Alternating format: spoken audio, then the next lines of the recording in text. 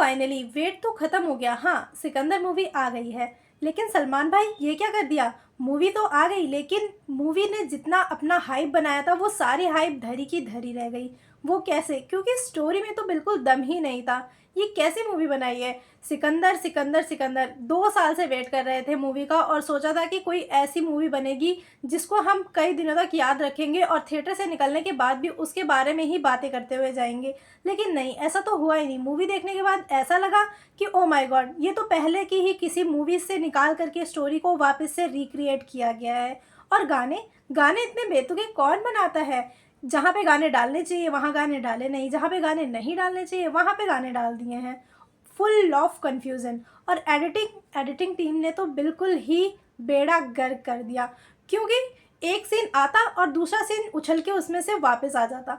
दूसरे सीन को समझने के लिए पूरी मूवी को वापस से अपने दिमाग में याद करना पड़ता है कि हमने पहले क्या देखा था। इंटरवल जैसे ही हुआ फिर बाद में इंटरवल के बाद स्टोरी शुरू हुई तो फिर सोचना पड़ा कि मूवी कहाँ ख़त्म हुई थी। ओफो, टू मच कन्फ्यूज़न। वैसे तो हमने सोचा था कि सलमान के साथ मूवी बन रही है तो मूवी में बहुत ही ज़्यादा मज़ा आने वाला है। मूवी में मज़ा भी आया लेकिन सिर्फ स्टार्टिंग के 2 मिनट, जब सलमान की एंट्री हुई, जब सलमान का रिवील हुआ कि उनका फेस दिखा, उसके बाद तो सारी मूवी धरी की धरी रह। चलिए मान लेती हूँ कि आपने स्टोरी पे काम नहीं किया और सारी चीज़ों पे काम नहीं किया, लेकिन डायलॉग, एटलीस्ट आप डायलॉग पे तो काम कर ही सकते थे। ऐसे ऐसे डायलॉग बनाए हैं कि कभी कभी तो सर के ऊपर से डायलॉग जा रहे थे कि ये क्या बोल दिया। मतलब बफरिंग हमारे दिमाग में शुरू हो जा रही थी। मुझे नहीं पता, सलमान भाई के भी दिमाग में बफरिंग ज़रूर शुरू हुई होगी, क्योंकि इतनी सारी हिट मूवी देने के बाद अगर एक इंसान ऐसी मूवी बना रहा है तो ऑफ कोर्स उसने भी क्वेश्चनिंग की ही होगी।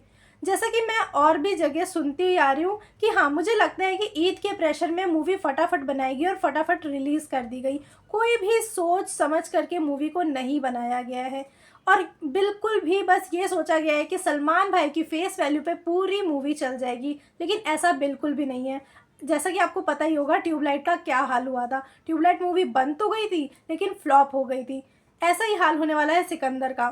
तीसरे दिन की जो उसकी अर्निंग होने वाली है वो भी मैं आपको बता सकती हूँ कि ये कोई हाई ग्राफ नहीं जाने वाला है, इनका ग्राफ तो डाउन ही जाने वाला है।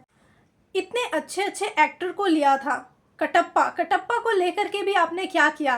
पूरी मूवी में उनको तो मार ही डाला उन्होंने। ऐसे ऐसे सीन हो सकते थे इस मूवी में कि आप सोच भी नहीं सकते थे, लेकिन ना ढंग के डायलॉग दिए, ना अच्छे से स्क्रीनिंग दी और ना ही अच्छे से उनसे आप एक्टिंग करवा पाए। क्योंकि एक्टिंग में तो वो उस्ताद हैं ही, लेकिन आप नहीं करवा पाए, ये आपकी गलती है। और मानना पड़ेगा सलमान भी बहुत अच्छी एक्टिंग करते हैं, लेकिन आप नहीं करवा पाए, वो आपकी गलती है। और आधे से ज़्यादा टाइम तो हमें यही लगा कि हम बिग बॉस में बैठे हुए हैं।